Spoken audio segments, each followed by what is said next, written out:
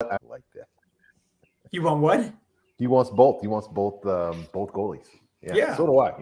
I'd like three wives too. Well,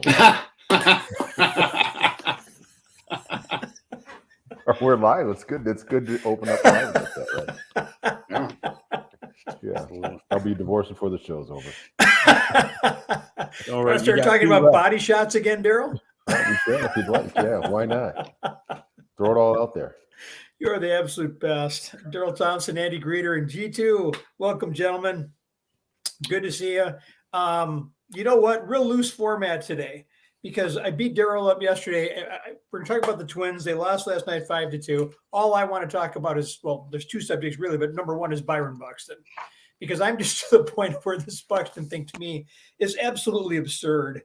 So he was given the scheduled night off Saturday night at home in front of the second largest crowd they've had this season. They had the opportunity to pinch hit him late in the game when the game was tied. They did not, and they lost the game. And he played Sunday and Monday and was off again last night with a scheduled day off. The Twins play this afternoon. Guess what they have tomorrow? A day off. So, yeah, I think this Byron Buxton thing is absolutely absurd. Andy, G2, do you have an opinion on it? Yeah, they said the quiet part out loud, right? It makes perfect sense to do what you can to try to keep Byron Buxton healthy, given the quality that he has as a player. I think what they made the problem and the mistake is saying the 100 games part. I think that puts a cap on it. I think that puts a limit, a number on it that is arbitrary, that doesn't need to be there. I think he's played more than 100 games one time in his career.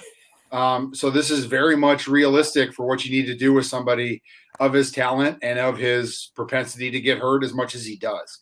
So it makes perfect sense to do it, to put kid gloves on him, to try to keep him healthy for when you're in more meaningful baseball games at the end of the year. But to say 100 games, to put a number on it, I think doesn't the Twins a disservice. Gee, you got an opinion on this one? Because I'm interested really because your dad played for a guy by the name of Bud Grant.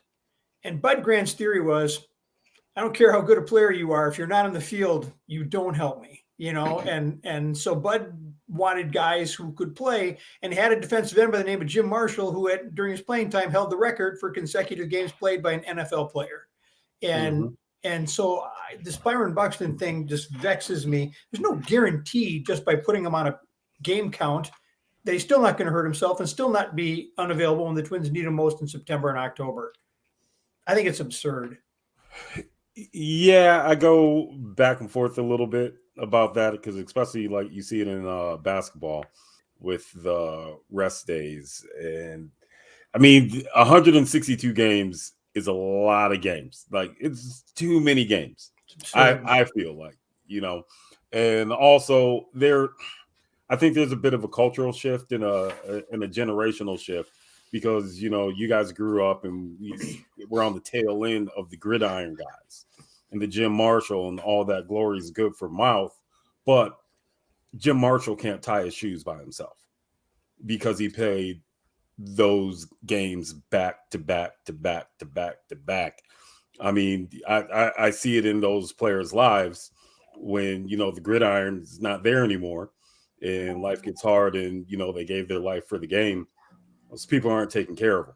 And the amount of money that these guys are getting, the league's looking at is like, all right, these are our superstars. They're kind of running the league. Instead of having them here for 8 years, we want them here with a probability of 12. So we're going to spread it out. I think the issue is that it just seems like they can take off any games that they want and the fans kind of get the short end of the stick. Like games where you have that attendance, they should be there. There should be something in the contract. All right, if you want a day off, it's in Kansas City, or something like that after a game too. With Buxton, I don't know. We just got to give it a shot and see because he's always is injury prone. And who knows what's going on in that locker room if he knows his body's to a certain point. You just hate seeing it with the amount of money that he's getting. And you're paying money to see these tickets in these games and they're not there on the field. So it's kind of as long as nobody's happy, I think that's kind of where we're at right now with the 3/4 compromise. But it's just like, I don't know. It's easy to call these guys spoiled and you're making that amount of money and you should do it, but that's not their fault. Like, that's our fault. That's us making the demand. That's the consumer. Like, they don't play if no one shows up. So it's a little bit of a back and forth. I feel I'm not always on the popular side of this argument, but the alternative isn't working. Since he played 140 games in 2017, he played 28, 87, 39 in the COVID year, and 61 last year. So trying to run him out there every game, if that's what they were doing previously, wasn't working either. So you need to try to find something that works for him. This is the happy medium, but just we're not always happy because sometimes he's got to sit out and it's a game we feel like we can win. But I kind of come back to what we talked about yesterday, Tim. We're in the lead, right now. I think we have 19 wins so far this season, and you want to have your full complement of players. And I think as the season goes on, hopefully he'll get better. And I think a big part of for him might be also learning he's got to take care of himself. All the small tissue stuff, the red light therapy, massage, the sleep, all those things matter to make sure, because he's a pro now. He's got to be a pro's pro. That means you got to take care of your machine. And if he does that, that'll make a difference too. So, I mean, part of it, some of it falls on him and some of it does on, the little bit of the, what we call now load management, I guess. I think one thing that needs to happen is you just tell him flat out, you do not crash into walls. I don't care if you can make that play by hitting the wall. You don't do it.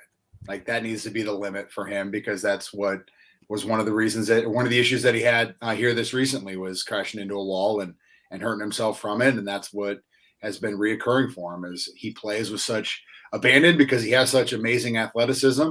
But you need to try to harness that. You need to say, hey, if you're going to crash into that wall, play the carom, throw him out at second, throw him out at third if you have to. But limit him that way. I think that could be a compromise to where he's able to stay on the field. He's not taking as many rest days, but you're limiting him in that capacity. Which gets us back to Saturday night. Well, excuse me, Darrell, but we get back Saturday night. Pinch hit. He wasn't even available to pinch hit. Yeah, I think when you talk about codifying, the next generation of players, I think there's this idea of how long they need to have to get ready, right? I think that is kind of the idea that, hey, they need 40 minutes, they need an hour to be able to get ready to play. And that's what I think was used as a reason as to why he didn't pinch hit. But he's right there. I understand. I'm just messaging right now. I'm not. You think in the seventh inning, you start going, there's something to being ready when it, just because you're sitting there doesn't mean you're ready. It's no different than if someone called you at 9:29 and said, I need you to come on with Tim, and you haven't read a script, you haven't watched any games last night, you're going to be like, I'm not ready. I need a half hour. I need 45 minutes to prepare myself. I didn't watch anything. I have no take on anything. So it's not really a lot different, and it's your body. So it's probably just a little bit more dangerous, because he goes out there and runs the first base, tweaks a hamstring. Then we're all like, oh my God, he's got everything. Well, we only gave him 15 minutes to warm up. So he put a heating pad on, he jogged up and down the hallway, or his finger gets hit again, or someone, something else happens, and we're like, oh, he's hurt. So yeah, it's frustrating. But Andy went through the numbers. You're right. I'd rather have him play. I guess they probably just said the goal is 100 games, not trying to limit him to 100 games. You know what? The goal is this year. We'd like for Byron to play 100 games this year. You know what? That'd be great. I'd like to see him play 100 games this year. I'd like to see him play about 110 or 15 games this year. But I'd be happy if he got to 100. Being the last year he played about, what you said, like 35 or 39. Yeah, it was 39 the COVID year, 61 last year. Yeah. So if Byron Buxton was Kayla McBride, the Lynx would be 0-5 instead of 1-4, because Kayla McBride helped her team win the Turkish League Championship on Sunday, boarded a plane in Turkey and flew to Los Angeles, had a game day shoot around on Tuesday, went out last night, scored 24 points, including the 3-point play with 2.1 seconds left that broke the tie and gave the Lynx their first win of the year, 87-84 over the Sparks. She scored 15 of her team's first 25 points and hit four of the team's 9 3-pointers. So got clobbered down the stretch, left with a knot on her forehead, but her family had come to watch her play, and she played, and the Lynx won. And so we look at the story we're going to have coming up later on pay equity. this is still a thing in the WNBA, not as much as it used to be, but it still is. I mean, the women can make so much more money playing in Europe and Asia and in countries like this that they go and supplement their incomes. And if your team goes in a deep run, you're waiting for that player to get there. But I mean, she did everything I would expect a professional to do. And back to the Byron Buxton, conversation just one more time, because nobody likes to beat a dead horse more than me. Cal Ripken Jr. is still out there running clinics for kids. Cal's still running around, fielding the ball, throwing it and hitting it, and all the rest of it. Pretty sure he played 162 for 19 seasons in a row.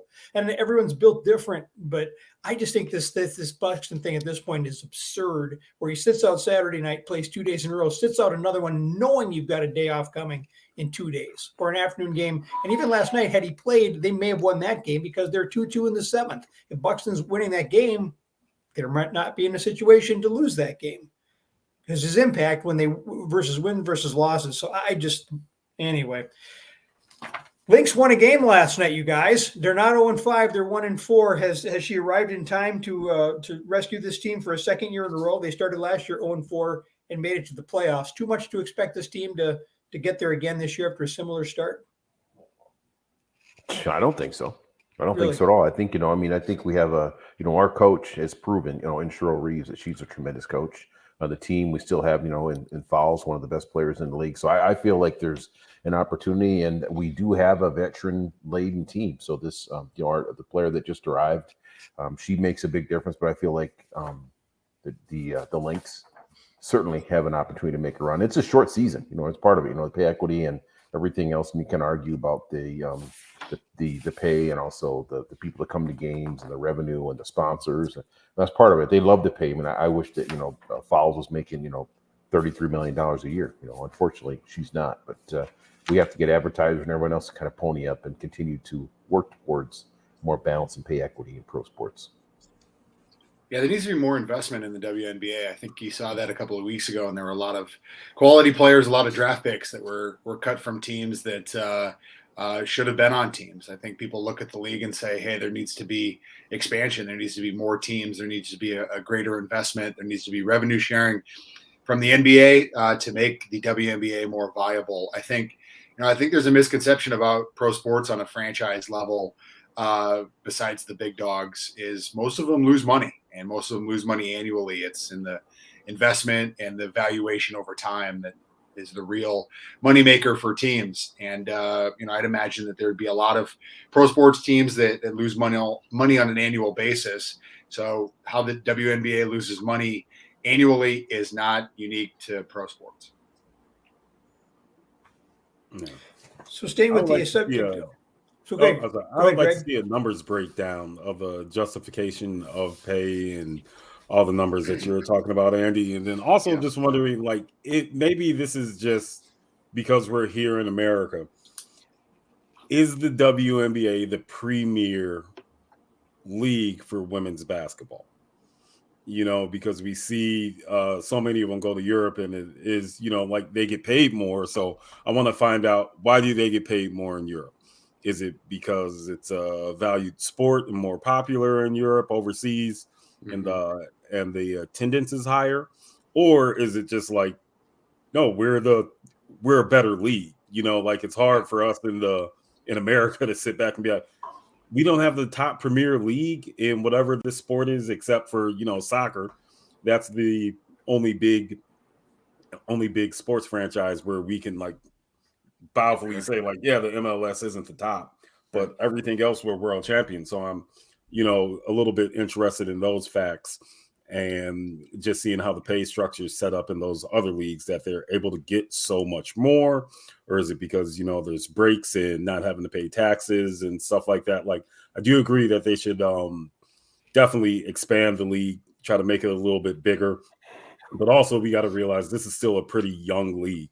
They're 25 years now, so they still got to be able to figure it out, but it's just going to be hard to do it because everybody's so vocal, nowadays, and they should be able to, have that vocal. But I would like to see the numbers, but I'm always for them getting paid more. Sometimes I'm just like, NBA dude, just send a check. And honestly, just send one game check and you can change 13 players' lives.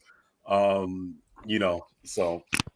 Yeah, I wish Elon Musk would think the same way. I mean, that's you're talking about the owners are the ones that need to make that type of decision and say we're going to carve out this niche to market it for camps, for all the things. I mean, because you also need to build the fan base and the support around it so that it's building, a little bit like what Andy's talking about. Now, I don't know why it's so successful in other places, and obviously it is because they can pay them more, and they're not paying them more just for the heck of it. They're paying them more because it makes sense. I had a daughter that played professional volleyball over in Copenhagen. It wasn't a ton of money, but there's not really a professional volleyball here in the United States. So it's more important in other countries, and they've proven that because they will pay them more. And to me, that's at the end of the day, when you pay somebody more, then it's worth it to them for you to be there.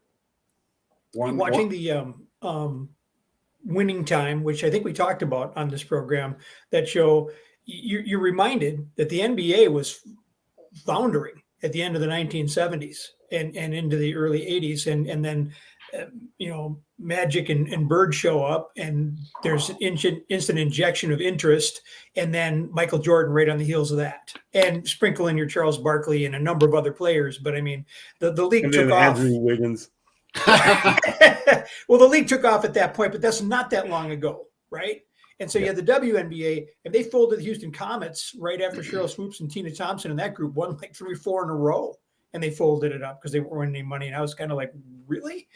So I feel like now that you're seeing the women's game at the college level on TV more, and you're seeing the championship game now on the same weekend as the men's, and I think when Paige Beckers and the girl from Iowa and the young woman from South Carolina come into the league next year, I think that's a real opportunity. I think that's a real opportunity to bring a whole new generation of eyes and people who are interested and hopefully investment into the sport. I'm hoping that will happen. Moving over to the next subject, which is sort of the other one. And I always like to give Andy an opportunity to kind of talk about and update us on the Loons, because no matter how much I try, I just don't feel like I ever understand, wait a minute, they're playing in what tournament in the middle of the season, and they did what? So I never know if they're winning, they're losing, how they're doing. And then a story broke this morning about the U.S. Soccer Federation reaching a milestone agreement to pay its men's and women's teams equally, which is exactly what we're talking about. But this is that one rare case where the women's team so outperforms the men's team here. Not the case anywhere else in the world, where they may be more progressive in some of these other women's sports, but not where football or soccer is concerned. So Andy, what's your take on this? I mean, it's a monumental agreement. It's something that the women's national team have felt wronged by how they've been maybe negatively negotiated with by the U.S. Soccer Federation, how they've had to file lawsuits, how they've had to do protests and call attention to it. There was the LFG documentary that was out on HBO a couple of years ago, just documenting how difficult and arduous and how long the U.S. women's national team has had to fight for equal pay. And it's not just equal pay right now. It's equal pay in friendlies, in the World Cup, in other competitions. It's not just equal pay on the field. It's equal pay off it in bonus money, in prize money, in sponsorships. Travel. It's everything. And it's through, CBA agreements with the U.S. Soccer Federation that I think will last until 2028. So this is a long-term kind of thing that gets them through a couple of World Cups and is just a monumental victory for U.S. women's soccer. Women's sports? Yeah. Do you see a bleed over? I mean, yeah, absolutely. Yeah, I think that there's great opportunity for this to be used as an example to create more equal pay opportunities like we talked about with the WNBA and other leagues as well. Well, you need something to set a precedence. So, I mean, to me, it's exciting because it helps to set a precedence and raises the bar for women's sports. And it's something we've been waiting for I'd say probably at least 35 years. So it's a big deal. They've made a big push in soccer, and soccer is probably one of the leading sports in the world to do it. So it's a benefit, but this hopefully raises the bar so that equity and pay can continue and hopefully can get to more sports. Yeah, when you talk about precedent, I mean, this is something that you don't go back from. right? I mean, Midge Purse, who's a U.S. Women's National Team player, who is kind of the spokeswoman and a player in this, she said that they're intrinsically tied to the U.S. Men's National Team now. So this, like Darrell said, this is something that's a precedent that you don't come back from, that you don't turn away from. I think one of the things that I think frustrated a lot of the U.S. Women's National Team was, they were said to, earn the same amount of money as the men's team. And they didn't take into account how they had to play X amount of more games and make X amount of more appearances publicly with sponsorships, and had to just work that much harder to find a way to make as much money. It wasn't equal pay for equal work. And I think that's what frustrated a lot of the U.S. Women's National Team as this thing played out over the decades, really, and especially over the last 5 to 10 years. And I commend the veterans on the U.S. Women's National Team who knew their careers were, maybe at its peak, and said, we'll sit out. We'll do whatever we have to do to make it better for the next generation, and sometimes that's what it takes, right? You've got to have somebody that's going to hold the line. So wonderful news. I think that this is a win-win for all, hopefully. I wanted to change gears on this a little bit, you guys, and your participation is entirely voluntary on this last subject. But in Boston last night, Nathan Eovaldi, the starter for the Red Sox, became just the third pitcher in Major League history to allow 5 home runs in just 1 inning. He pitched the first inning. He had a 3-up, 3-down first. Then he allowed 5 consecutive home runs as Houston raced out to maybe not consecutive, but 5 home runs in the same inning as Houston raced out to a 9-1 lead amid boos from the Boston faithful. Eovaldi's having a year. That was his night. But last year, he allowed 15 homers and 32 starts. This year, he's allowed 14 already, most in the majors, fueled by that 5. And it got me wondering, as he was having that miserable performance last night, what is the weirdest, worst, or most embarrassing thing that ever happened to you in a game in which you were a participant? Well, maybe I should just take the lead on this, since I've got maybe the most embarrassing. Being physically dominated in a football game, there's nothing worse than having that happen. And I played my rookie year against the Kansas City Chiefs. There's a gentleman named Darrell Thompson is no longer with us. That was, the heir apparent to Lawrence Taylor. He proceeded to run over me and around me for the better part of 3 quarters, and basically lifted me off the ground, spiked me like a rag doll. It was the most embarrassing thing by far. And it's the first thing that came to mind. I remember it happening, and I was like, I can't do anything. It's not a fair situation. It doesn't matter what's fair. Hey, you're going to block the end man. He's the end man. He's a bad man. He's a much more bigger, physical, stronger specimen than I was. And it was a very humiliating afternoon. But Tim, thanks for bringing it back. I appreciate that. Got to read about in the paper, like, can't Darrell Thompson block? We drafted from Minnesota. He used to block out. I said, well, you can't block Derek Thomas. I tell you, that's one I did. Yeah. Did he trash talk at the same time? Was he a no, talker? He didn't need to. There was no need. There was nothing to say. I would have, I think you're going to win this battle. I think you're going to win this battle. Did you hit him with that's a great move, D? That's a good move. He was a friend, actually. It's funny. We were friends. We were like Fiesta Bowl All-Americans. So we hung out and played basketball. And then he's a little older than I was, so he got in the league just a little bit ahead of me. And I know he'd already started to be Derek Thomas. This is like his 2nd or 3rd year. It was like my first year, and oh my goodness, it was a long afternoon. We couldn't. It was the beginning. I mean, he was a little bit of redefining the game. They start sliding the line and putting a tackle on him, and not asking running backs and tight ends to block people like him, because it doesn't work. He had tremendous acceleration, tremendous power, and it just wasn't going to work for a 210-pound running back to block a 235-pound outside linebacker. If I can just add to that real quickly, what a student of the game too, because the Vikings played the Chiefs on a Sunday night game and at Arrowhead, and he was working against Todd Stussy. And we can look it up. He had at least 5 and maybe 6 sacks on that night. And Jeff George was the Vikings quarterback. And I'm watching up there in the press box, and I keep going, how does he know he's off so fast? How is he doing this? I couldn't figure out. So after the game, he said, he goes, when Jeff George puts his hands underneath the quarterback, when he says, "Hut," right before he's getting the ball, he drops his right hand. He drops his bottom hand. He goes, "I just watched that bottom hand." As soon as he would drop that bottom hand, I knew he was about to yell "Hut." So as soon as the bottom hand went down, he was off. Hut, he's already moving. Stussy has no chance. And he's sack after sack after sack. He's in the backfield all night. And that comes from watching film, right? Yeah, well, that, and also not to mention, he could have said Hut, and he could have moved the ball. He was going to run. He was running around Stussy. He was running around Muñez. He was running around about everybody in the NFL.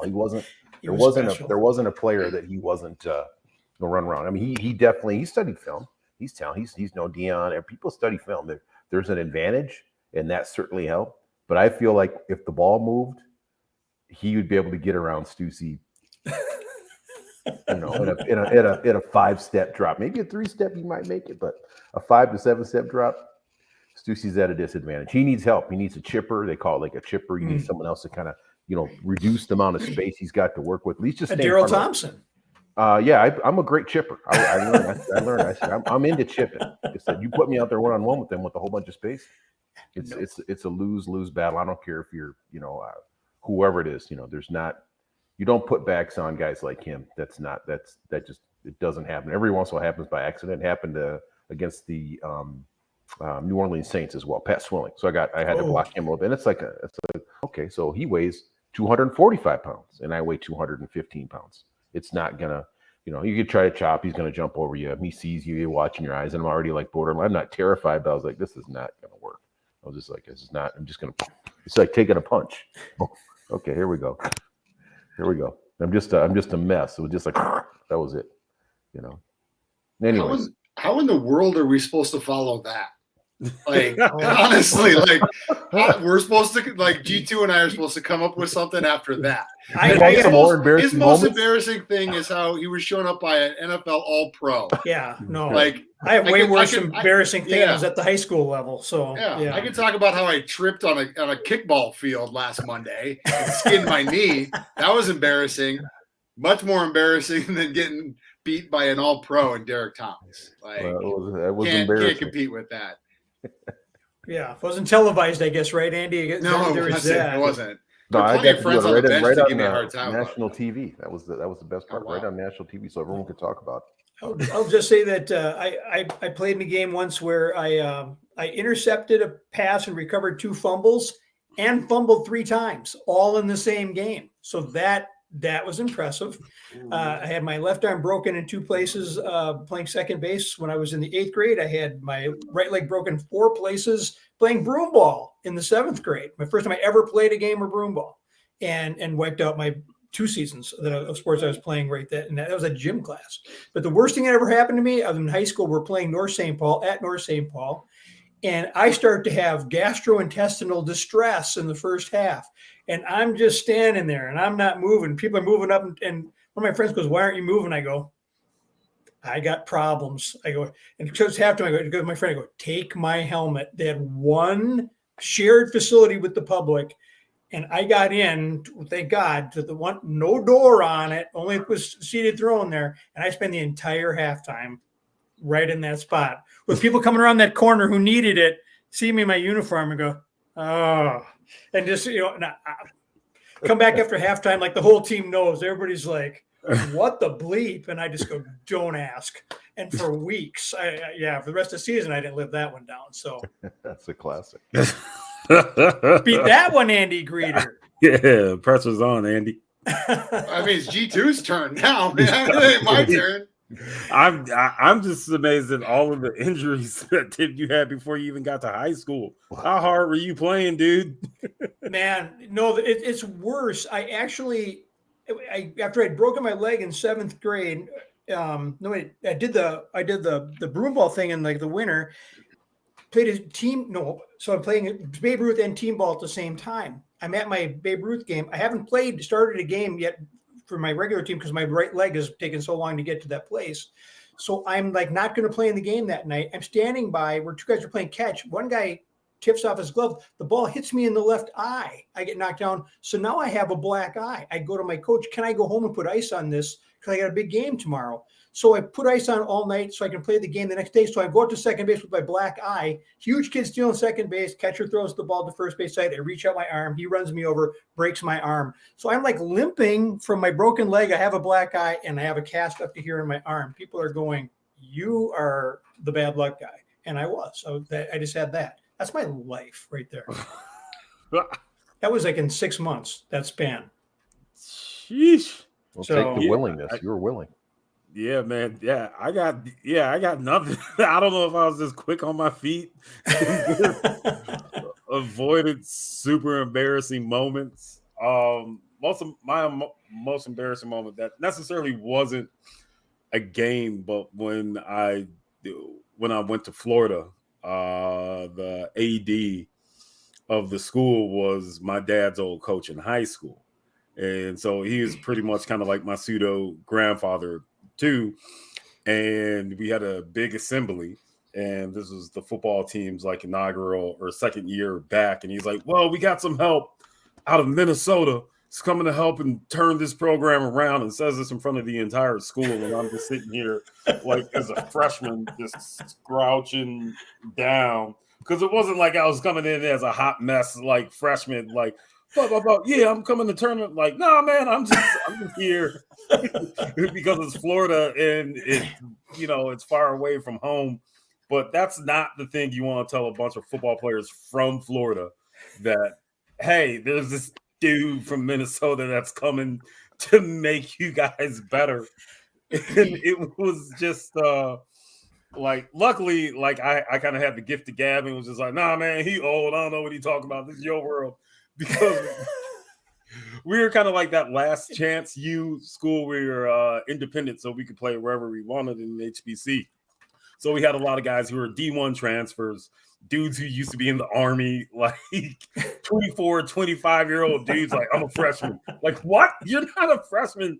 And I had to like go up against dudes named Papa J. Like, the coach would call him Papa J. And I'd be like, yo, man, you don't understand. You're a grown man calling this dude Papa. But he's like, hey, man, this is Papa J. He was a legend. He was already a high school legend and had freshman eligibility.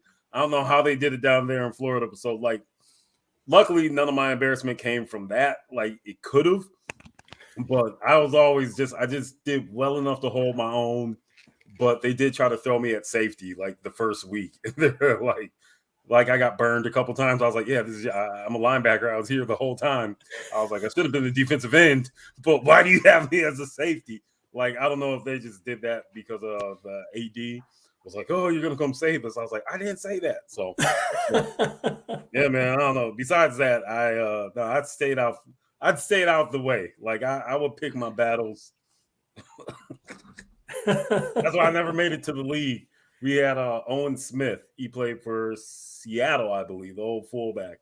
And we went to college together in Wisconsin, and we used to have to do drills. And it would always be time for the drill. I was like an old dirty man at that time. He was a freshman, so I'd always move out the way and never go head to head and just be like, Owen, listen, I'm trying to get you to the league, but I will crack you in your knee if you ever go at me that hard ever again. But no, I was not about being embarrassed. not to that point, Tim. I'm sorry. That's all right. It's all right. Andy, anything before we're out? I already told you I tripped in kickball. It's kickball. All right, man. Like, that was last week. Did you get hurt? Did you get hurt? I tripped in kickball last year, Andy. It's a dangerous game. My ego was hurt. My knee was a little bit bruised. I still got the out at first base, but it was this, this really can of corn kind of grounder, and I fielded it and tripped on my way to first base and got up and got the out. And you got the out. That's all that counts. And dealt with an amazing amount of ridicule once I got to the bench. Oh, no doubt. So my teammates were all over me in this beer league, and rightfully so. I would have given it to them too. But I played at Maple Grove High School football and was an okay player. And in our rivalry game against Osseo, I got smoked on the goal line for a touchdown. and was so concussed afterwards that I couldn't open my locker room.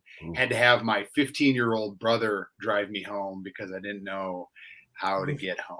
That was embarrassing, and it was super scary as well when it comes to concussions as well. I know it's a lighthearted conversation, but that one will always stick with me. So back in the day, we would have laughed about that, Andy, but we know better now. Yeah. We would have said you got dinged. Yeah. All right. Well, thank you guys. Appreciate it. Good to have you here. And thanks for sharing. See Willie weighed in.